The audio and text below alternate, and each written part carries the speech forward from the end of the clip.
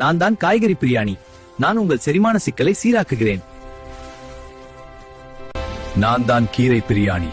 நான் உங்கள் இரத்த குறைபாட்டை வலுப்படுத்துகிறேன். நான் தான் பருப்பு பிரியாணி.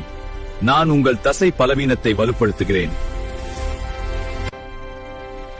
நான் தான் காளான் பிரியாணி. நான் உங்கள் நோய் எதிர்ப்பு குறைவை பாதுகாக்கிறேன். நான் தான் பச்சைப்பயிறு பிரியாணி.